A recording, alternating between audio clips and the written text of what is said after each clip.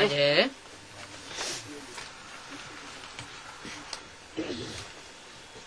8 जुलाई सन 65 का प्रातः class. Record चला है तू प्यार का सागर है। ओम शांति। यह बाप की महिमा है। क्या आपकी महिमा?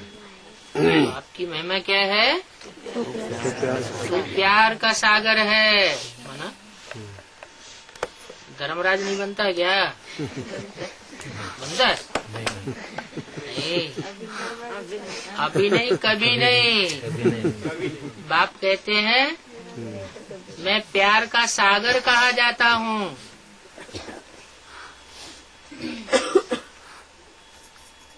धर्मराज है मेरा लेफ्ट हैंड, फिर राइट हैंड भी। माना धर्मराज अलग है और प्यार का सागर बाप अलग है। तो ये बाप की महिमा है। कौन से संबंध की महिमा बताई? कौन से संबंध की महिमा बताई? बाप के प्यार की महिमा बताई। और बच्चे ही इस बात को जानते हैं। क्या? जो बच्चे हैं वो इस बात को जानते हैं कि बाप प्यार का सागर है। सदगुरु को नहीं बताया, टीचर को नहीं बताया, कौन से संबंध को बताया? जो सुप्रीम बाप है, सुप्रीम पार्ट बजाने वाला है, वो प्यार का सागर है। ये तुम बच्चे ही जानते हो और कोई नहीं जानता। भक्त लोग तो सिर्फ ऐसे ही गीत गाते रहते हैं, ऐसे ही मन बिना अनुभव किए गीत गाते रहते हैं। उन्हें प्रैक्टिकल में ये बात का अनुभव नहीं होता कि प्रैक्टिकल में बाप शरीर में आकर के हमको प्यार के सागर का अनुभूति कराता है। सभी बच्चों को सुख धाम का वर्षा देते हैं।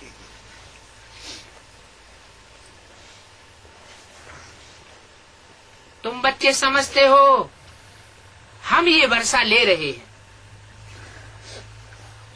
तुम बच्चे माना जो सन्मुख बैठने वाले बच्चे हैं, साकार प्रैक्टिकल पार्ट बजाने वाले प्यार के सागर के सामने, वो इस बात को समझते हैं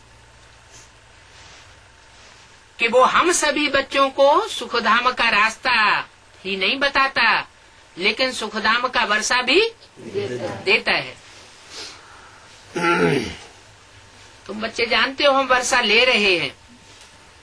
आधा कल्प जब माया का राज्य है तो ऐसा प्यारा बाप नहीं होता है। कब से? द्वापर से लेकर कलयुग अंत तक ऐसा प्यारा बाप नहीं होता है। धर्म पिताएं तो होते हैं, वो भी बाप हैं अपनी अपनी जनरेशन के, लेकिन ऐसे प्यारा पार्ट नहीं बजाते। बेहद का बाप प्यार का सागर है। माना जो हद के धर्म पिताएं हैं वो प्यार के सागर नहीं है, लेकिन ये बेहद का बाप प्यार का सागर है। तो प्यार का सागर, सुख का सागर कैसे है ये तुम अभी जानते हो संगम युग में। और किसी युग में ये अनुभूति तुमको नहीं होती है। प्रैक्टिकल में तुम बच्चों को सब कुछ मिल रहा है।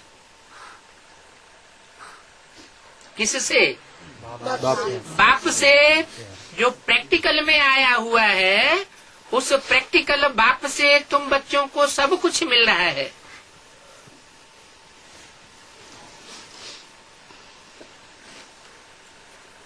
भक्ति मार्ग वालों को मिलता नहीं है। क्या कहा? भक्ति मार्ग वालों को प्रैक्टिकल में बाप से नहीं मिलता है और तुम बच्चों को मिल रहा है। इसका मतलब क्या हुआ कि जो अभी तक बेसिक में है, एडवांस में नहीं आए, वो भक्ति मार्ग वाले हुए या ज्ञान मार्ग वाले हुए? भक्ति मार्ग वाले। वो सब हो गए भक्ति की लाइन में। सब भक्ति मार्ग वाले हैं। वो प्रैक्टिकल बाप से इस समय सुख शांति का वर्षा लेने की अनुभूति नहीं कर रहे। वो सिर्फ गाते हैं। क्या? तू प्यार का सागर है, तेरी एक बूंद के प्यासे हम। अरे प्यार का सागर है तो बूंद के प्यासे क्यों हो? सागर में डूब मरो ना, जीते जी मर जाओ। याद करते हैं, उनकी है सिर्फ याद और तुम प्रैक्टिकल में अनुभूति करते हो। प्रैक्टिकल अनुभूति कैसे होती है? साकार में होती है। अनुभूति करने वालों को अपनी इंद्रियों के द्वारा अनुभूति होती है। प्रैक्टिकल में आंखों से देखते हैं, कानों से सुनते हैं। अभी ये याद पूरी होती है। क्या? भक्ति मार्ग वालों की जो याद है वो अभी पूरी होती है। बच्चे सन्मुख बैठे हैं, विमुख होकर नहीं बैठे हैं। समझते हैं बेहद के बाप का ही गायन है। जरूर वह बाप इतना प्यार दे करके गया है तो लव ऑफ ओसिन गाया जाता है, नहीं तो गायन झूठी बात का नहीं होता। सतयुग में भी हर एक दो को बहुत प्यार करते थे। जानवर का भी आपस में प्यार रहता था। कहाँ? जो नई दुनिया बाप ने रची थी, वो रचयिता बाप इतना ऊंचा है, इतना ऊंचा प्यार देता है कि उसकी रचना में भी वो प्यार 2500 साल तक समाया रहता है। यहाँ तो वह प्यार है नहीं। कहाँ? इस कलयुगी दुनिया में वह प्यार है नहीं। वहाँ कोई ऐसे जानवर आदि नहीं होते हैं जिनका आपस में प्यार न रहे। कहाँ? सतयुग। तुम बच्चों को भी सिखलाया जाता है, यहाँ प्यार के मास्टर सागर बनेंगे। इसके बच्चे हैं, प्यार के सागर के बच्चे हैं, तो बच्चे भी कैसे होने चाहिए? मास्टर प्यार के सागर बनेंगे तो वह पद तुम्हारा अविनाशी हो जाएगा। राज्य भी करेंगे तो अपनी जो रचना प्रजा है वो भी अनुभूति करेगी कि हमारा राजा प्यार देने वाला है।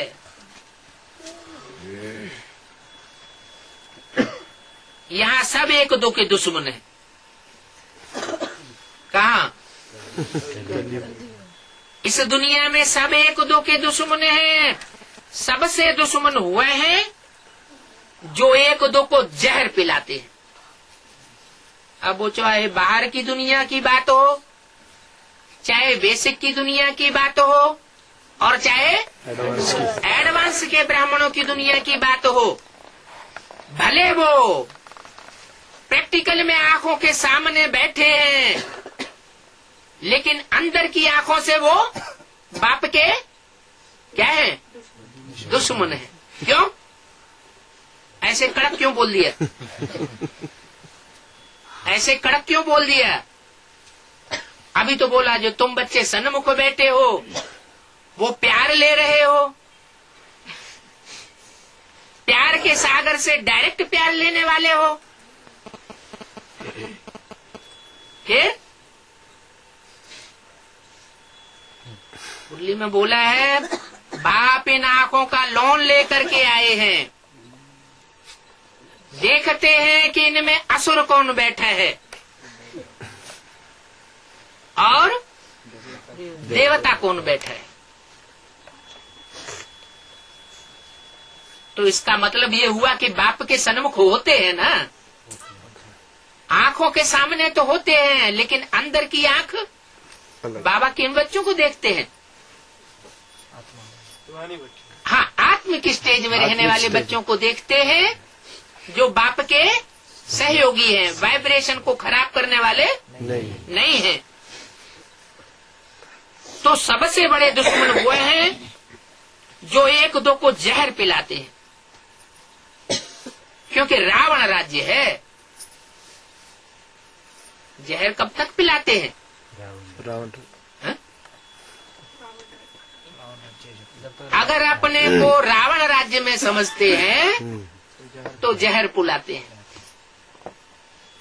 अगर ये समझे कि राम बाप हमारा आया हुआ है और हम उसके बच्चे भाई बहन बन चुके हैं, सब क्या है हमारे भाई बहन हैं, तो दृष्टि ही बदल जाती है।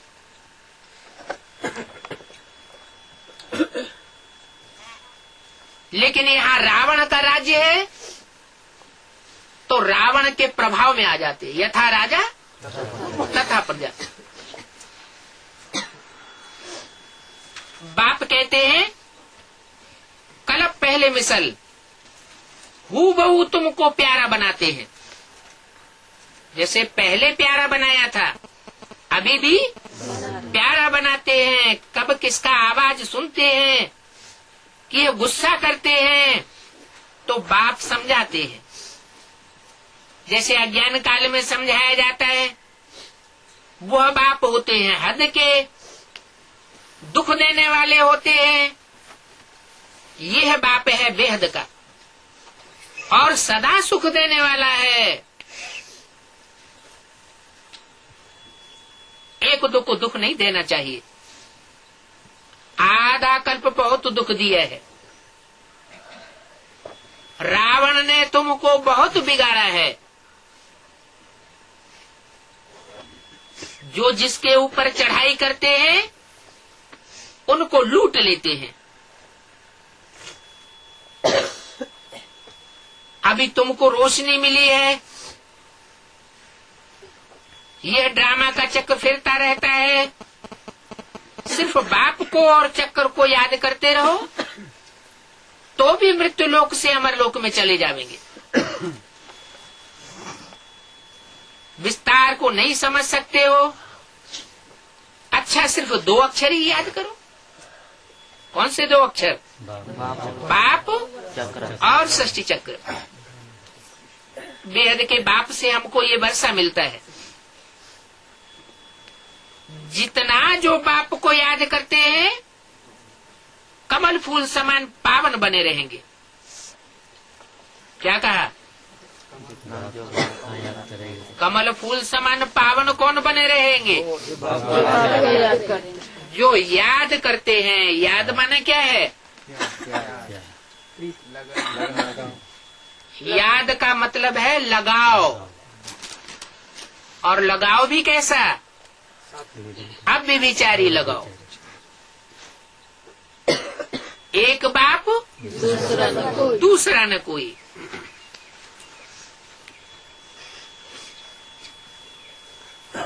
कमल फूल के समान प्यारे रहेंगे, विकारों पर जीत पावेंगे।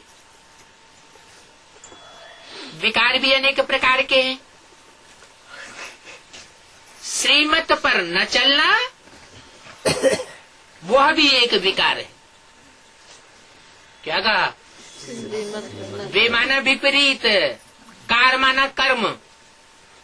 श्रीमत पर नहीं चलेंगे तो कैसा कर्म करेंगे? विपरीत कर्म करेंगे। बाप जो चाहता है वो कर्म नहीं करेंगे। श्रीमत पर नहीं चलेंगे तो या तो अपनी मत पर चलेंगे,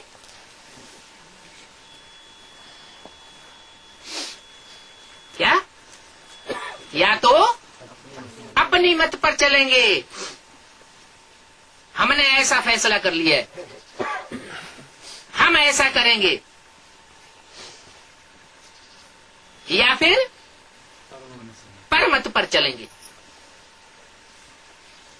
तो परमत पर चलने से अथवा अपनी मनमत पर चलने से क्या अंजाम होगा? निर्विकारी नहीं बन सकते। श्रीमत पर चलने से ही तुम निर्विकारी बनते हो। लक्ष्य क्या है? नर से नारायण बनना है, देवता जैसा बनना है, तो देवताएं निर्विकारी होते हैं ना। तो काहे से बनेंगे निर्विकारी? श्रीमत से ही निर्विकारी बनते हो। माम एकम याद करना है। क्या? माम एकम। क्यों? एक को याद करना है। ब्रह्मा को याद कर लें तो क्या होगा? है? वर्षा नहीं मिलेगा। अम्मा को तो सभी याद कर लेते हैं, थोड़ा बहुत इतनी पालना मिलती है, तो अम्मा याद नहीं आती तो वर्षा मिलने कंडम हो जाएगा। है? नहीं, एक लक्ष्यबद्ध होकर के याद करना होता है और एक ऑटोमेटिक याद आ जाती है। तो जिसने ये पक्का फैसला कर लिया है कि हम तो इसी स्वरूप को याद करेंगे जो बाप ने मना कर दिया है, तो वो गलत बात है। अब माँ के रूप से प्यार मिलता है तो याद तो आता है ना, वो बात एक अलग है। तो बताया माँ में कम याद करना है।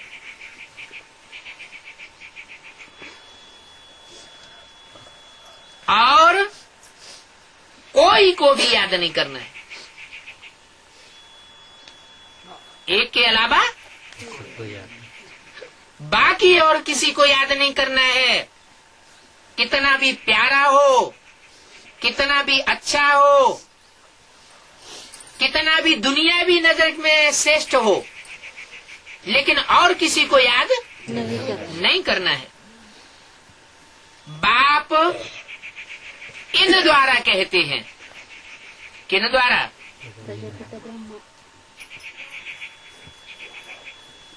कहते दोनों के द्वारा है।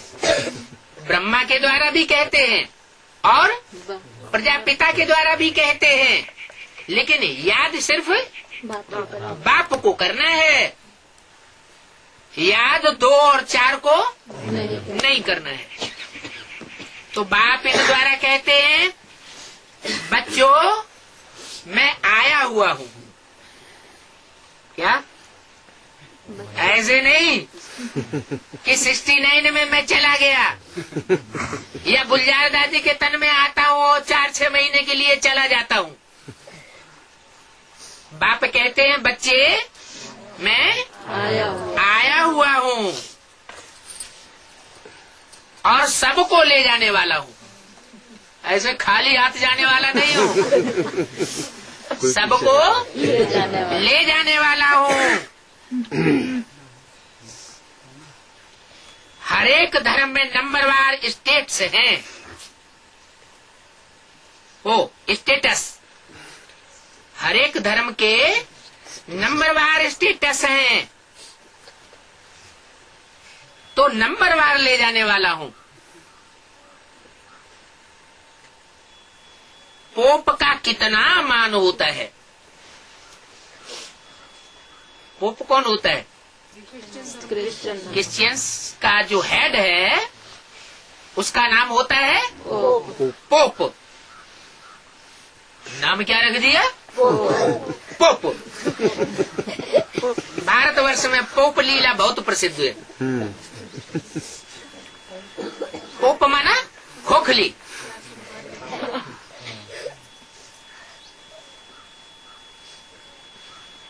तो बोला कितना मान है पोप का? इस समय तो सब अंधश्रद्धा में है। क्या?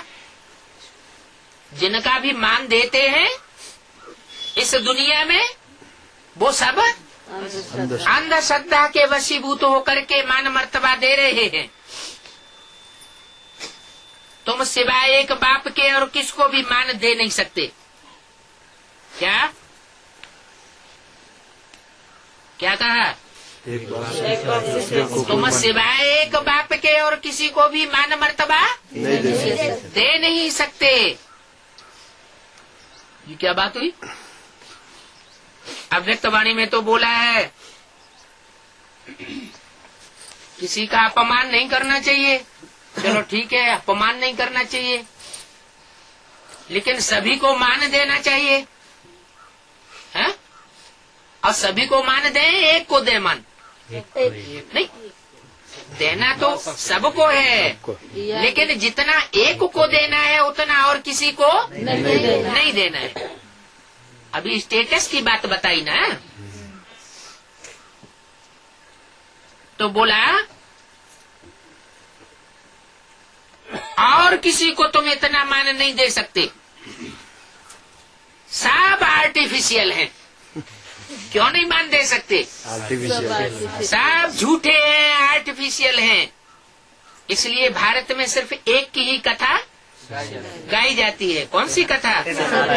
सत्यनारायण की कथा गाई जाती है। सत्य लक्ष्मी की भी कथा नहीं गाई जाती है। सत्य जगदम्बा की भी कथा नहीं गाई जाती है। माना सब आर्टिफिशियल झूठे हैं।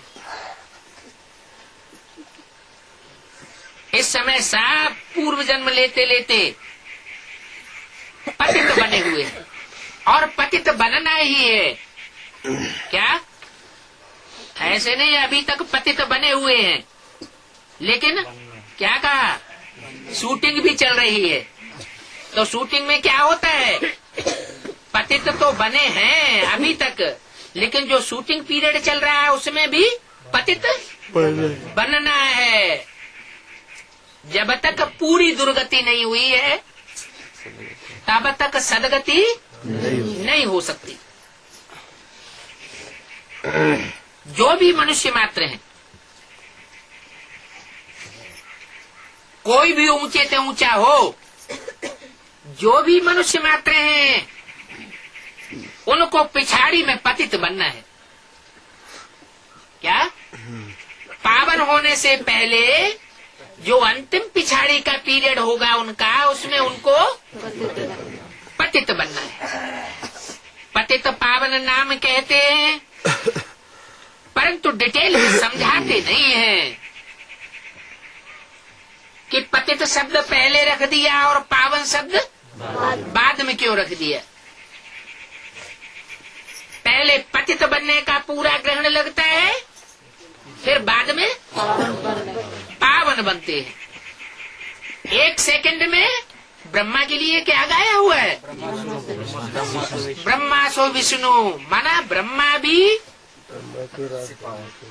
अपने आखिरी सेकंड में अति का पतित,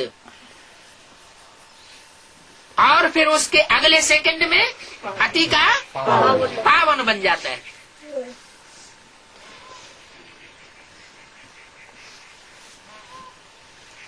पतित पावन नाम कहते हैं, तो डिटेल में समझना चाहिए ना। यह पतितों की दुनिया है, तो उनका क्या मान है? किनका है? पतितों का क्या मान है? जैसे पोप है, फर्स्ट सेकंड थर्ड चलते चले आए हैं। Pope number first, pope number second, pope number third.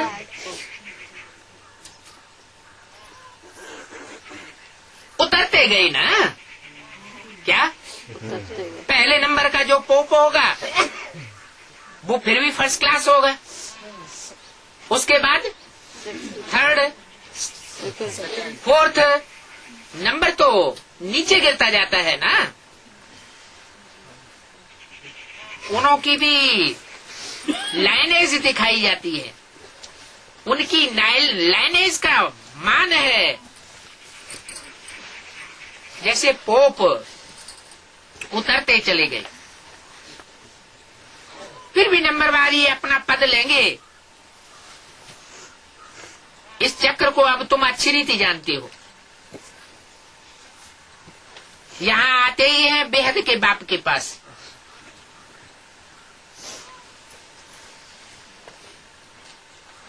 यहाँ आते हैं तो किसके पास आते हैं? कि हद के किसी व्यक्ति से मिलने आते हैं? हद के किसी व्यक्ति से पोप आदि से मिलने के लिए नहीं आते हैं। यहाँ आते ही हैं बाप के पास। उस बाप के पास आते हैं जिससे सुख शांति का वर्षा लेना है। वर्षा तो लेना है और याद भी एक को करना है, लेकिन एक शर्त लगा दी। क्या है? हाँ, एक के सिवाय दूसरे को नहीं याद करना है, लेकिन एक शर्त लगा दी, माँ के बगैर वर्षा नहीं मिल सकता। वर्षा मैं डायरेक्ट अपने हाथ से नहीं दूंगा। किसके द्वारा दूंगा? माँ के द्वारा वर्षा दूंगा।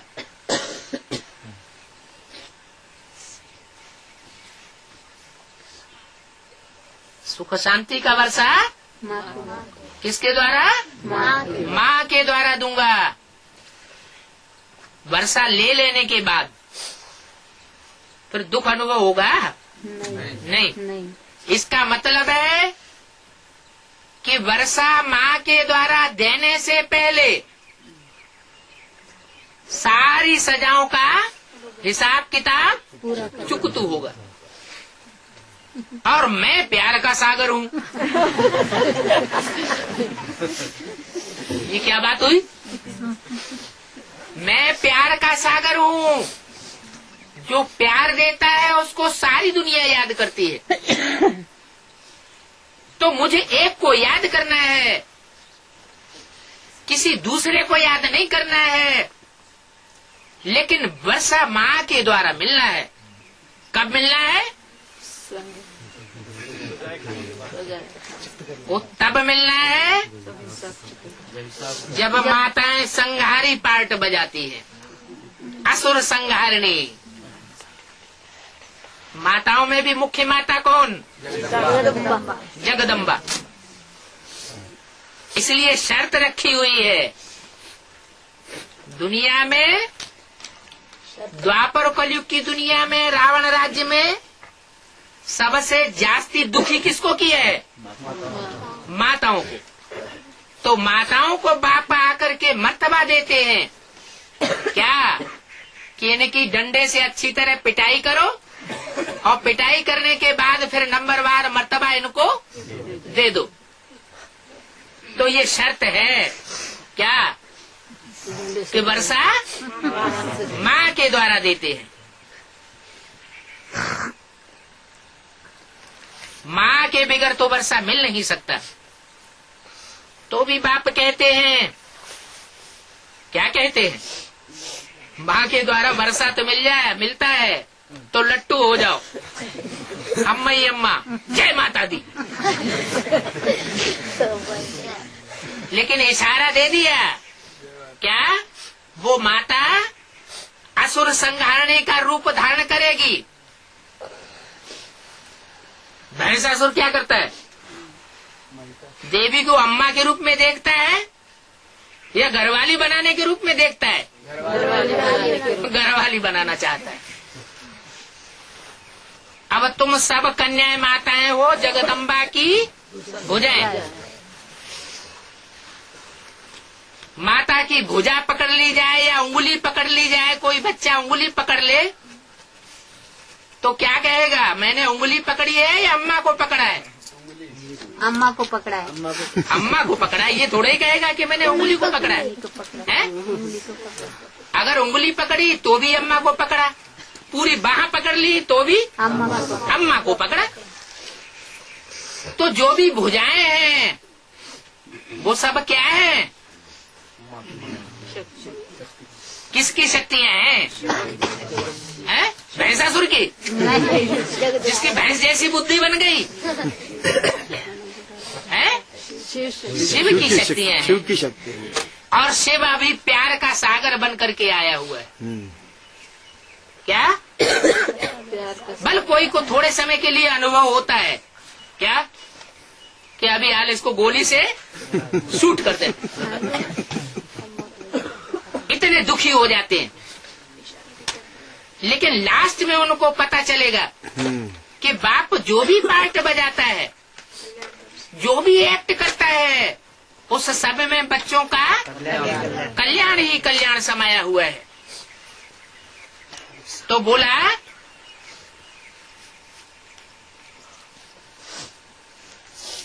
माँ बिगर वर्षा नहीं मिलता है तो भी बाप कहते हैं कि देहधारी को याद मत करो। बल माँ बिगर वर्षा नहीं मिलता है तो भी माँ जो होती है वो साकारी होती है। क्या? और बाप निराकारी होता है। तो साकारी माना देह अभिमान। उस माँ को याद मत करो, सिर्फ इतना ही नहीं कहा। क्या कहा? याद मत करो इतना ही नहीं कहा, लेकिन क्या कहा? बहुत बड़ी बात कह दी। क्या कह दी? कि उस माँ को माँ के रूप में रिगार्ड दो। क्या? नहीं तो वर्षा नहीं मिलेगा, वर्षा भी नहीं मिलेगा और फिर सजाएं भी खानी पड़ेगी। सबके सामने बेइज्जत होना पड़ेगा। ऊंचते ऊंचे एक बाप को ही याद करना है। क्या कहा? क्यों? ऊंचते ऊंचे एक बाप को याद न करके ऊंचते ऊंच से जो थोड़ा नीचे नजदीक बैठा हुआ है उसको याद कर ले तो क्या हर्जा होगा? है? उसकी भी सजा खानी पड़ेगी। कितना कड़ा फरमान है। क्या क्या कड़ा फरमान है? किसी को याद नहीं करना है सिवाय एक बाप के। ये बहुत कड़ा फरमान है और इस फरमान पर चलना पड़ेगा। क्या? फरमान पर चलना पड़ेगा। इस बात से बच करके नहीं जा सकते, नहीं तो क्या होगा? मैं बच्चों को साथ ले जाने के लिए आया हुआ हूँ, तो ले जाओ ना साथ, अच्छी बात है। यहाँ दुख दर्द की दुनिया में पड़े हैं, लेकिन साथ कैसे ले जाऊंगा? हैं? मच्छरों में से मरा करके ले जाऊंगा। जैसे मच्छर की कोई वैल्यू नहीं होती है, मच्छर आया बैठा और पट मारा, ऐसी स्थिति बना करके ले जाऊंगा। कोई भी देह अभिमान नहीं रहना चाहिए। कड़ा फरमान है। क्या बच्चे? कौन सा कड़ा फरमान बताया? माम एकम याद करो। देहधारी को याद किया तो उसकी याद से फिर तुमको पुनर्जन्म लेना पड़ेगा।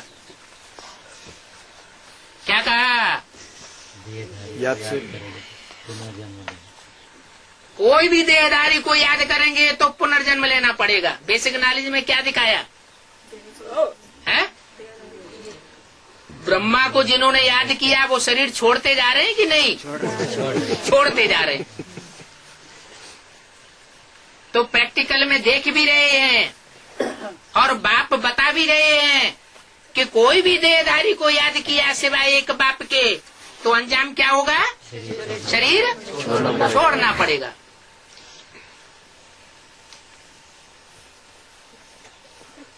और पहले भी इशारा दे दिया कि भक्ति मार्ग का कोई भी संस्कार रह जाएगा तो शरीर छोड़ना पड़ेगा। माना बाप के अलावा और किसी की अगर याद आती है, कहीं लगाव बुद्धि का जाता है तो भगत हुए या ज्ञानी हुए? तब तक शरीर छोड़ने वालों की लिस्ट में ही अपने को समझना चाहिए। कभी भी मौत हो सकता है, सड़क पर चलते चलते ऊपर से ट्रक आ सकता है।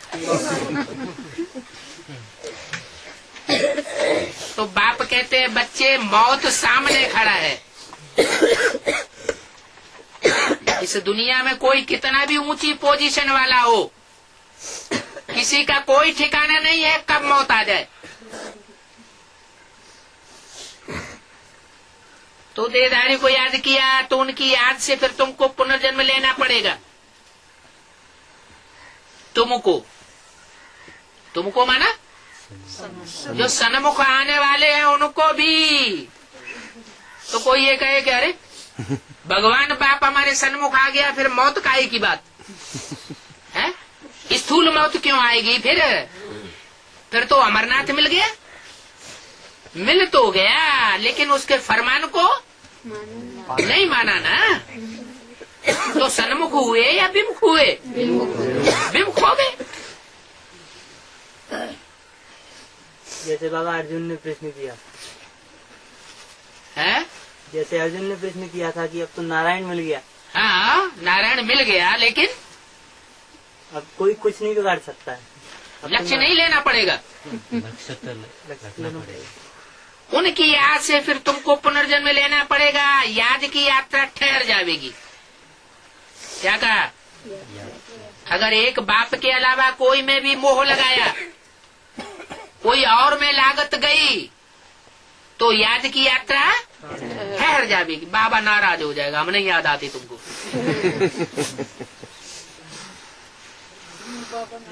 नाराज हो जाता फिर प्यार का सागर नहीं रहता है। बच्चे विमुख हो जाते हैं। बच्चे विमुख हो जाते हैं, बाप तो फिर भी प्यार करता ही है। तो बोला विकर्म विनाश नहीं होंगे, फिर याद की यात्रा ठहर जाएगी, बहुत घाटा पड़ जाएगा। धंधे से फायदा भी होता है और धंधे में घाटा भी होता है। ये भी हमारा याद का धंधा है। इस धंधे में अगर श्रीमत पूर्वक चलेंगे तो फायदा ही फायदा है। सहज राजयोग है, कोई प्रकार की कठिनाई नहीं है। इसलिए बाप पूछते हैं, हेवनली गॉड फादर आया हुआ है, स्वर्ग का रचयिता, तो फिर नरक में क्यों बैठे हैं? अरबपति का बच्चा हो, फिर पैसे पैसे के लिए मोहताज क्यों होना चाहिए? होगा क्या? नहीं होगा। तो हेवनली गॉड फादर स्वर्ग का रचयिता आया हुआ है। अगर फिर भी कोई अपने को नरक में दुख में महसूस करता है तो इसका मतलब क्या हुआ? कनेक्शन टूटा हुआ है, जरूर कोई विमुख होकर के चल रहा है, श्रीमत के बरखिलाफ चल रहा है।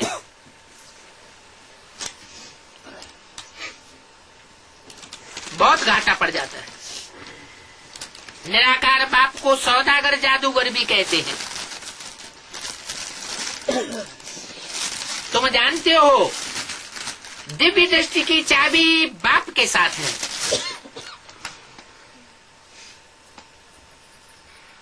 दिव्य दृष्टि सिवाय बाप के और कोई नहीं दे सकता। अच्छा, कुछ भी देखा, कृष्ण का दीदार किया, साक्षात्कार होते हैं ना, यज्ञ के आदि में भी हुए। कृष्ण का दीदार किया, इससे फायदा क्या हुआ? कृष्ण का दीदार किया या कोई भी देवता का दीदार किया, उससे फायदा कुछ भी होता नहीं, सिर्फ अल्पकाल के लिए खुशी मिल जाती है, फायदा तो कुछ भी नहीं होता।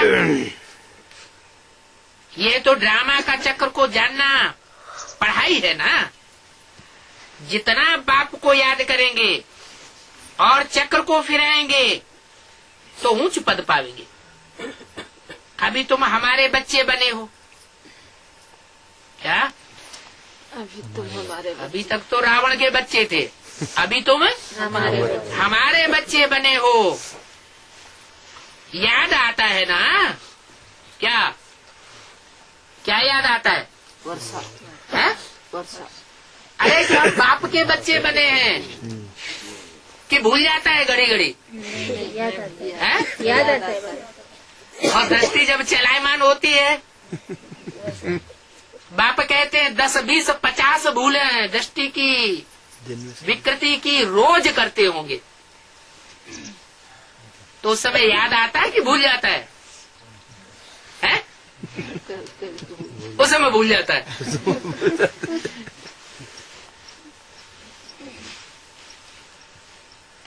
तो ये ड्रामा का चक्र जानना पढ़ाई है ना। तुम हमारे बच्चे बने हो, याद आता है ना? हम 5000 वर्ष पहले भी बाप के थे और अभी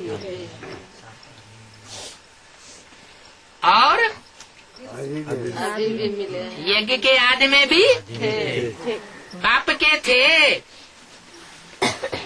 हम आपके थे। हम आत्मा परमधाम में रहती थी, आत्मिक स्टेज का हम अनुभव करते थे। वहां तो कहने की भी बात नहीं रहती है।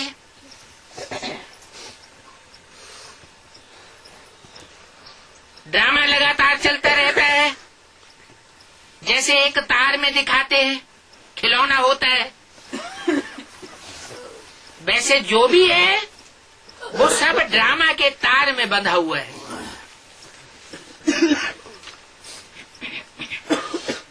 8/7/65 की मुरली का दूसरा पेज।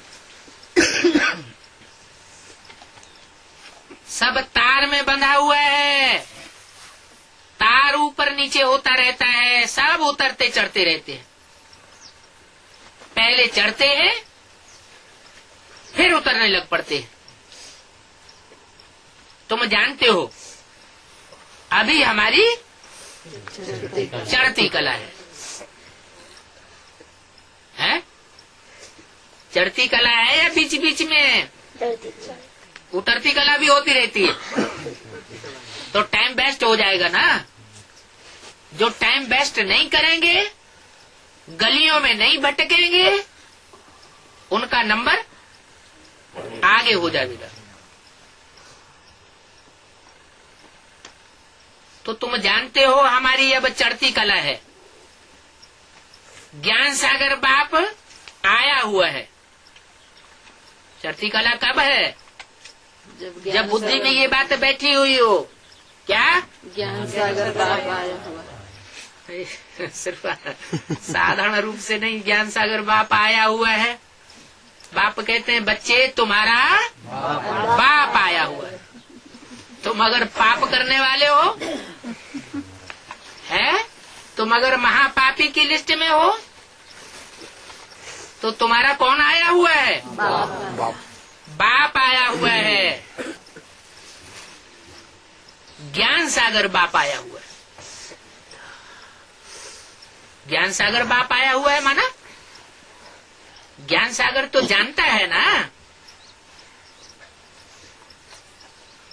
सब कुछ जानता है ना, सारे तौर तरीके जानता है। चढ़ती कला और उतरती कला को तुम भी जान गए हो, जान तो गए हो। क्या? कि चढ़ती कला कैसे होती है और उतरती कला कैसे होती है? जब बाप को बुद्धि में रखते हैं तो चढ़ती कला होती है, और जब और किसी याद आता है तो उतरती कला। हाँ, श्रीमत पर चलते हैं तो चढ़ती कला, और श्रीमत के बरखिलाफ काम करते हैं तो उतरती कला। तुम भी जानते हो कि चढ़ती उतरती कला कैसे होती है। बाप आकर के पलटा देते हैं।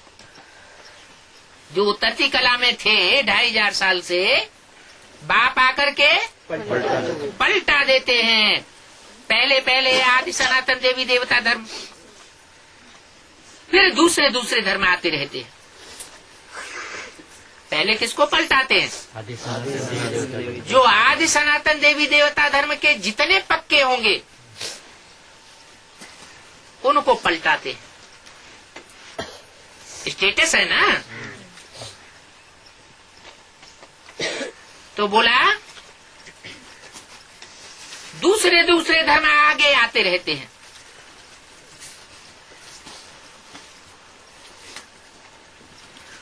तुम बच्चे जान चुके हो अभी हमारी चढ़ती कला है, भले भले दूसरे दूसरे धर्म बाद में आने वाले हैं, लेकिन हमारी अभी चढ़ती कला है।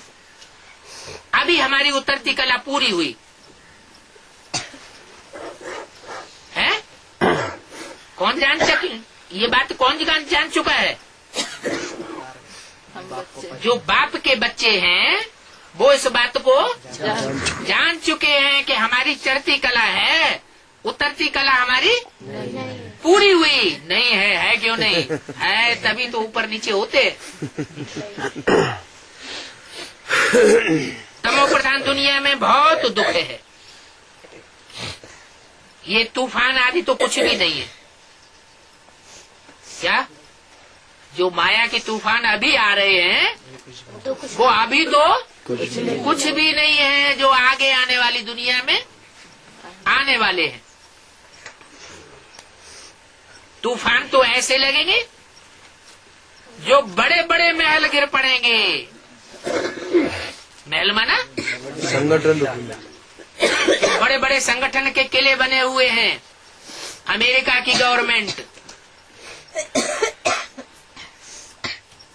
यूएसए की गवर्नमेंट, यूके की गवर्नमेंट संगठन बनाए हुए हैं ना। तो बड़े बड़े महल गिर पड़ेंगे। ये तो बाहर की दुनिया की बात हुई। ब्राह्मणों की बेसिक दुनिया में भी बड़े बड़े संगठन बने हुए हैं। वो सब गिरने लग पड़ेंगे। और एडवांस ब्राह्मणों की दुनिया में भी अच्छे अच्छे संगठन बनाए हुए हैं।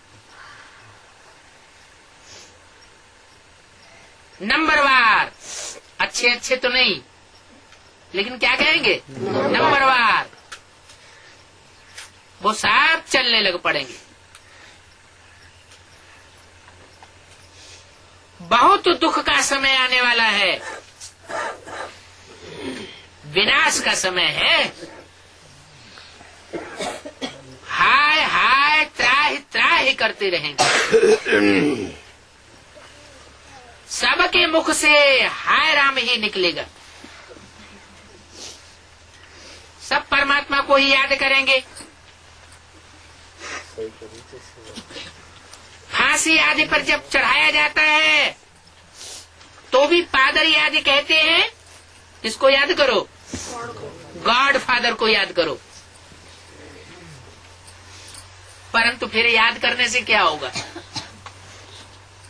फांसी का ऐलान निकल चुका, फिर याद करने से क्या होता है? वो कुछ पता नहीं है कि ये कहाँ की यादगार है।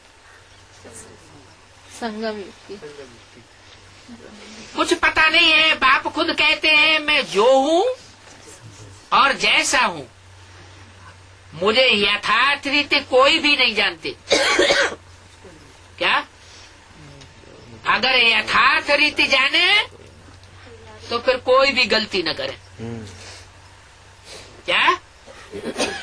जो अभी 10, 20, 50 भूलें होती हैं सारे दिन में, वो सारी भूलें करना बंद हो जाए, हवा हो जाए। अपनी आत्मा को भी यथार्थ नीति नहीं समझते हैं कि हमारी आत्मा कौन सी स्टेज का पार्ट बजाने वाली है।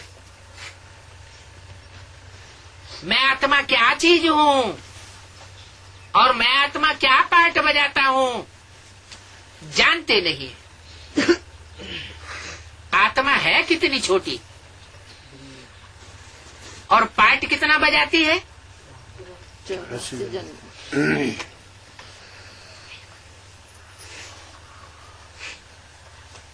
कहते भी हैं स्टार मिसल आत्मा बहुत छोटी है। आत्मा का साक्षात्कार भी बहुतों को होता है, बहुत छोटी लाइट है। बिंदी मिसल सफेद लाइट है। क्या कहा? अपनी प्रकृति में आत्मा को किस रूप में याद करना है? लाल बिंदी को याद नहीं करना है, काली को याद नहीं करना है, सफेद बिंदी। सफेद बिंदी है और बहुत सूक्ष्म है, बहुत छोटी है। इनको दिव्य दृष्टि बगैर कोई देख न सकता। अगर देखते भी हैं तो भी उनको समझ में नहीं आता है। सिवाय ज्ञान के कुछ भी किसी को समझ में नहीं आ सकता। सिर्फ बिंदु आत्मा का साक्षात्कार भी कोई कर ले तो कुछ समझ नहीं सकता। साक्षात्कार तो ढेरों को होते हैं, ये कोई बड़ी बात नहीं है। यहां तुम बुद्धि से समझ सकते हो क्या कि ये ज्योति बिंदु आत्मा किस कैटेगरी की आत्मा है, कहां कहां किस स्थान में कैसा पार्ट बजाने वाली आत्मा है, या मैं आत्मा कैसा पार्ट बजाने वाली आत्मा हूं। अभी तुम ज्ञान से समझ सकते हो। आप यथार्थ रीति समझाते हैं, तुम्हारे समझने में थोड़ी क्या कहा, थोड़ी गलती भी हो सकती है, गलतफहमी भी हो सकती है, लेकिन अगर बाप से वेरीफाई कराएंगे तो बाप यथार्थ रीति समझाते हैं। और कोई की बुद्धि में यह बात नहीं है कि हमारी आत्मा में 84 जन्मों का पार्ट नुधा हुआ है। जो ब्राह्मण बच्चे बनते हैं उन्हों को ही बाप समझाते हैं और उन्हों के ही 84 जन्म होते हैं। क्या कहा? 83 जन्म लेने वालों को बाप नहीं समझाते। क्यों? 82 जन्म या 81 जन्म लेने वालों को क्यों नहीं समझाते हैं? आधी बातें मानेंगे और आधी बातें ठुकराए देंगे। प्रैक्टिकल बाप भी उनको समझाने के लिए सामने आया हुआ होगा तो भी उसकी बात को मानेंगे नहीं, मुकाबला करेंगे। मानेंगे फिर भी जिस धर्म में उनको कन्वर्ट होना होगा उसी की बात मानेंगे। इसलिए बोला जो जिस धर्म का होगा वो उसी की बात मानेगा।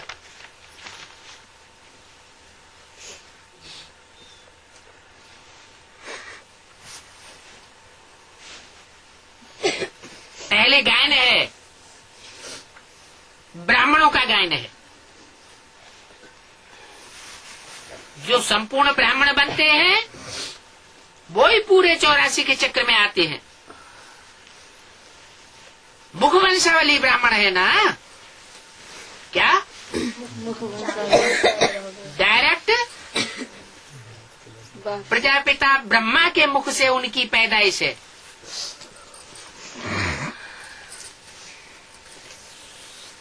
तो मुखवंशावली हुए ना। ये बात और कोई नहीं जानते। क्या क्या बात नहीं जानते कि मुखवंशावली ब्राह्मण और कुखवंशावली ब्राह्मण में क्या अंतर है? बेसिक नॉलेज वाले भी नहीं जानते।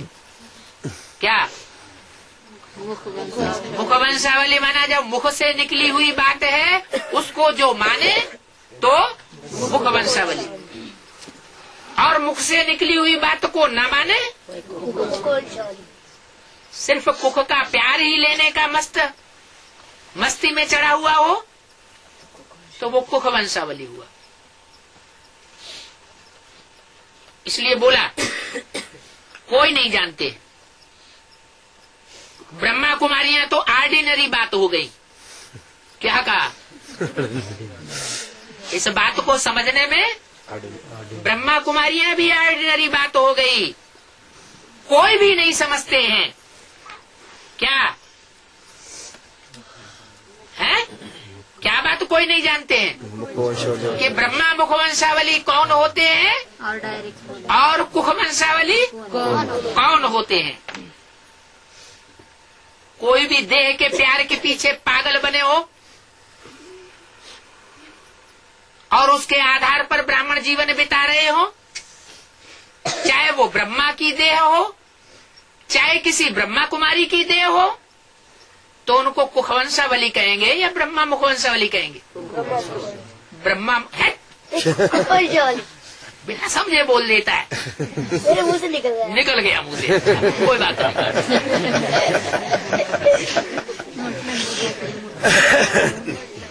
कोई समझते नहीं है कि ये संस्था क्या है, क्यों ये नाम पड़ा है। सिर्फ प्रजापिता अक्षर डालने से फिर क्यों का प्रश्न निकल जाता है। क्या कहा? ये 65 की वाणी है ना। उस समय सिर्फ ब्रह्मा कुमारी विद्यालय लिखा जाता था,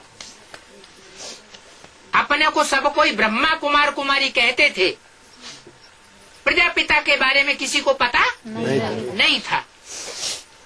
लेकिन जब 65 में मम्मा ने शरीर छोड़ दिया, उसके बाद बाबा जोर शोर से बोलने लगे। क्या कि बच्चे सिर्फ ब्रह्मा कुमारी अम्मा कुमारी अम्मा कुमारी अम्मा का बच्चा हूँ, अम्मा का कुमार हूँ, कुमारी हूँ, ये रट्टा लगाना छोड़ो। इससे लोगों को गलत फहमी हो जाएगी। ये अपनी अम्मा का ही नाम बार बार क्यों लेता है, बाप का नाम क्यों नहीं लेता। लोगों को शक पैदा हो जाएगा, कहीं ये रंडी पुत्र तो नहीं। इसलिए प्रजापिता का नाम खास डलवाया, ताकि बच्चे जाने बच्चे तुम्हारा बाप आया हुआ है। नहीं तो क्या होता है, अम्मा तो प्यार देती है, तो अम्मा के प्यार में जो खास आसुरी बच्चे होते हैं वो क्या करते हैं, है? उस प्यार का नाजायज फायदा उठाते हैं। तो कहा कोई भी समझते नहीं है ये संस्था क्या है, क्यों ये नाम पड़ा है। क्या नाम? प्रजापिता ब्रह्मा कुमारी ईश्वरी विश्वविद्यालय। तो प्रजापिता अक्षर सिर्फ डालने से क्यों का प्रश्न निकल जाएगा। तुम कह सकते हो शिव बाबा के बच्चे हम सब भाई भाई हैं, एक माँ बाप की औलाद है।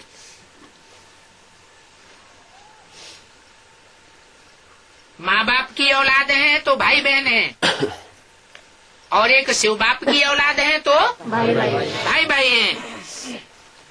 फिर प्रजापिता ब्रह्मा के बच्चे बनने से ब्रदर सिस्टर्स बनते हैं।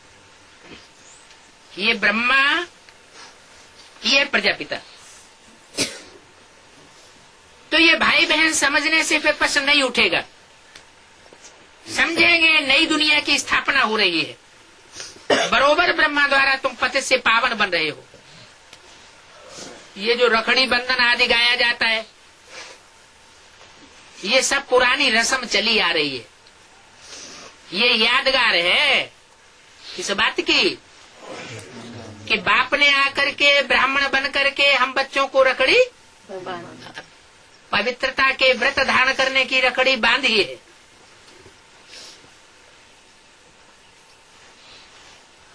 तो तुम बच्चे अभी बरोबर पति से पावन बन रहे हो। अभी तुम अर्थ को समझते हो। किस अर्थ को? कि जो कलाई में धागा बांधा जाता है, उस धागा बांधने का कोई स्थूल अर्थ नहीं है। ये बुद्ध रूपी हाथ बाप आकर के ब्राह्मण बन करके हम बच्चों का बुद्ध रूपी हाथ में धागा बांध रहे हैं। जो भी यादगार है सबका तुमको इस समय ज्ञान मिलता है। सिर्फ रक्षाबंधन की बात नहीं है, चाहे होली हो, चाहे दिवाली हो, चाहे दशहरा हो, चाहे शिवरात्रि हो, जो भी यादगार चली आ रही है उन सबका तुम इस समय ज्ञान बुद्धि में धारण करते हो। सतयुग में थोड़े ही रामनवमी आज मनावेंगे, क्या कहाँ मनाते हैं? नहीं, कलयुग द्वापर युग में मनाते हैं? और यहाँ हम उसका वास्तविक अर्थ जानते हैं। हम मनाते नहीं है। हम दिवाली मनावेंगे नहीं, हम स्थूल दीपक जलावेंगे नहीं। मुरली में तो बोला है तुम छत पे चढ़ के दिवाली के दीपक देखेंगे भी नहीं, है? देखना भी नहीं है। क्यों देखना है? इसका मतलब अंदर कुछ भक्ति की भवकों को देखने की ललक है। वहाँ मनाने की बात नहीं होती सत्युग में, वहाँ तो ज्ञान ही नहीं रहता। ये पता भी नहीं पड़ेगा कि अब हमारी उतरती कला है कहाँ। सत्युग में देवताओं को उतरती कला का ज्ञान नहीं होगा।